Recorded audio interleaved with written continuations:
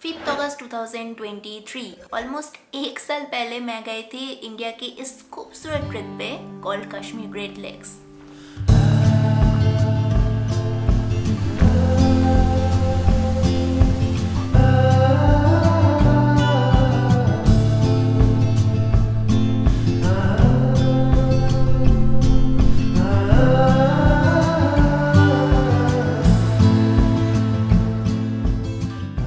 पर सुनने में आया है ये ट्रैक बैन कर दिया जाएगा ओवर क्राउड की वजह से।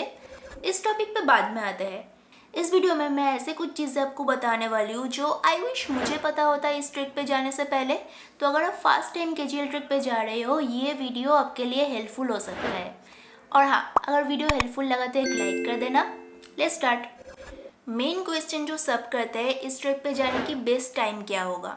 जून एंड टू सितंबर, क्योंकि जून से पहले और सितंबर के बाद खराब वेदर की वजह से ये ट्रिप बंद रहता है। अब देखो, जुलाई टू सितंबर है तो ये इंडिया में मॉनसून मंथ्स, पर कश्मीर के इस पार्ट में बारिश नहीं होती है पर ज़्यादा नहीं होती। और टेम्परेचर इस समय ट्रेकिंग के लिए परफेक्ट होता है। और मॉनसून की वजह से पूरे वैली फूलों से छाए रहते हैं। It looks like heaven during this times. बस प्रे करना बारिश ज़्यादा ना हो, फिर रास्ते की हालत हो जाए कुछ इस तरह, और ऐसे रास्ते पे ट्रेक करना पॉसिबल नहीं होता। मैं गई थी 2023 में 5 अगस्त टू 12 अगस्त और हमें बस एक ही दिन बारिश मिली थी फॉर्चुनेटली, और वो भी ज़्यादा नहीं।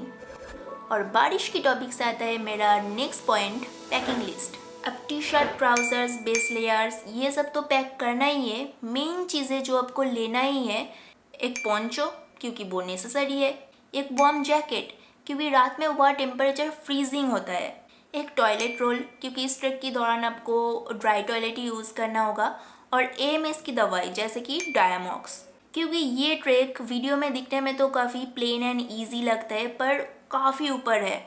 इस ट्रेक के दौरान आपको total 3 high altitude passes cross करना होगा। एक एक दिन में आप काफ़ी ऑल्टीट्यूड गेन करने वाले हो, सो डायामॉक्स इज़ अ मस्ट। अपने साथ वाटर प्यूरिफायर जैसे कि जियोलिन, पेट खराब, डायरिया की दवाई ये सब भी रखना है। इस ट्रेक के दौरान मैंने एक भी इंसान नहीं देखा जिसकी तबीयत खराब ना हुए हो, खास करके पेट दर्द, क्योंकि पहाड़ों में पानी काफ़ी भारी होता है। बेस्ट होगा अगर आपके पास फिल्टर वाला वाटर बॉटल है तो वो कैरी करना, क्योंकि इस ट्रेक के दौरान आप झरने से या छोटे बड़े स्ट्रीम से ही पानी रिफिल करने वाले हो। ठंड यहाँ पर रात में काफ़ी होता है, तो फ़ोन, बैटरी, कैमरा, गोप्रो ये सब अगर आप कैरी कर रहे हो, ऐसे गैजेट्स की बैटरी बहुत जल्दी ड्रेन हो जाते हैं, तो स्पेयर बैटरीज रखना है अपने साथ। और पानी गर्म रखने के लिए थर्मोस्टिल वाला वाटर बॉटल कैरी कर सकते हो। एक और चीज़ जो सबसे पहले बैग में डालना है वो है सनस्क्रीन, क्योंकि ये जगह बहुत ऊंचाई पर है और यहाँ पर इजीली टैन हो जाता है। टैनिंग की वजह से मेरे हाथ की हालत कुछ ऐसा हो गया था। मेरे फुल पैकिंग लिस्ट नीचे डिस्क्रिप्शन में क्लिक करके चेक कर सकते हो। और जो मेरे से लोग पूछते हैं स्लीपिंग बैग, टेंट ये सब कैरी करना ज़रूरी है, इसी से आता है मेरा next point, trekking organisation. Tent, sleeping bag ये सब कुछ अब जिस ट्रेकिंग ऑर्गेनाइजेशन के साथ जा रहे हो वो प्रोवाइड करने वाले हैं। और हाँ, सर्टिफाइड ट्रेकिंग ऑर्गेनाइजेशन के साथ जाना ज़रूरी है, ये मैंडेटरी है। अगर आप किसी ट्रेकिंग ऑर्गेनाइजेशन के साथ नहीं जा रहे हो तो आपकी परमिट इशू नहीं होगा। अब कौन से ट्रेक ऑर्गेनाइजेशन के साथ जाना चाहिए ये डिपेंड करता है आपकी बजट कितना है और आपको किस लेवल की कंफर्ट चाहिए। इस ट्रैक के लिए 12,000 से 18,000 तक चार्ज किया जाता है, जिसमें श्रीनगर से शुरू करके बैक टू श्रीनगर तक सारे कॉस्ट इंक्लूडेड रहता है। अगर आप कश्मीर के किसी लोकल ऑर्गेनाइजेशन के साथ जा रहे हो तो खर्चा थोड़ा कम आता है, यही कुछ 12-13,000 के आसपास। अगर ग्रुप में ज़्यादा लोग हैं तो आप थोड़ा बार्गेनिंग भी कर सकते हो, थोड़ा, ज़्यादा नहीं। पर यही अगर आप रिनाउंड ट्रेकिंग ऑर्गेनाइजेशन जैसे कि trek the Himalayas, Himalayan trekkers इनके साथ जा रहे हो तो ज़्यादा पैसे देना होगा पर कंफर्ट ज़्यादा मिलेगा। कंफर्ट से मेरा मतलब है फूड क्वालिटी जो कि इम्पोर्टेंट है, number of toilet tents, emergency medicine facility, sleeping tent, sleeping bag की क्वालिटी, ये सब। लोकल ऑर्गेनाइजेशन के साथ ये थोड़ा कम मिलता है। जैसे कि मैं गई थी एक लोकल कंपनी के साथ और हमारे ग्रुप में टोटल 12 लोग थे और सभी के लिए एक ही टॉयलेट टेंट, जिसे यूज़ करना हमारे लिए थोड़ा इम्पॉसिबल हो रहा था। और फूड क्वालिटी उतना अच्छा नहीं था। फोम मैट्रेस जो हम टेंट में नीचे बिछाते हैं वो भी अच्छा नहीं था, फटा हुआ था। यही आप किसी बड़े ट्रेकिंग कंपनी के साथ जा रहे हो तो ये सब कुछ आपको झेलना नहीं होगा। अब थोड़ी देर पहले ट्रैक परमिट की बात हो रही थी, तो मैं बता दूँ ट्रैक परमिट श्रीनगर से लेना पड़ता है, क्योंकि ये जो कश्मीर ग्रेट लेक्स एरिया है ये सेंसिटिव जोन में आता है। बीच में 3 चेक पॉइंट्स है जहाँ परमिट और हर एक ट्रेकर और गाइड की आईडीज चेक किया जाता है। फर्स्ट चेक पॉइंट, अगर आप सोनमर्ग से ट्रेक स्टार्ट कर रहे हो तो सीतकारी में ही आपकी आईडी और परमिट चेक किया जाएगा। परमिट के बिना आप आगे नहीं जा पाएंगे। ट्रेक के लास्ट दिन जब आप नीचे उतर रहे होंगे, एक चेक पॉइंट आता है गंगवल से 2 किलोमीटर आगे। वहाँ पर परमिट आईडी ये सब तो चेक किया ही जाता है, ऊपर से बैक चेकिंग भी होता है। और हाँ, यहाँ पर ड्रोन अलाउड नहीं है। पूरे कश्मीर ग्रेट लेक्स के दौरान ड्रोन अलाउड नहीं है। Now coming to the next point, ये ट्रैक कितना डिफिकल्ट है और कौन सा रूट लेना सही रहेगा। केजीएल ट्रैक की रूट मैप है कुछ इस तरह। इधर आप सोनमर्ग से और नारानंग से ये ट्रैक स्टार्ट कर सकते हो, पर आई वुड रिकमेंड कि आप सोनमर्ग से ही स्टार्ट करो, क्योंकि नारानंग वाला ट्रेल बहुत स्टीप है। या आप एक दिन में 3700 फीट की ऑल्टीट्यूड गेन कर रहे हो। पहले ही दिन में इतना चढ़ाई शायद बहुत लोगों के लिए पॉसिबल नहीं होगा। प्लस इस रास्ते में कोई सीनिक ब्यूटी नहीं है, बस जंगल से होते हुए जाना है। वहीं पर अगर आप सोनमर्ग की सीतकारी से ट्रेक स्टार्ट कर रहे हो तो आप एक दिन में 3100 फीट की चढ़ाई चढ़ रहे हो। ये ट्रेल भी स्टीप है, पर नारानंग जैसा उतना नहीं है।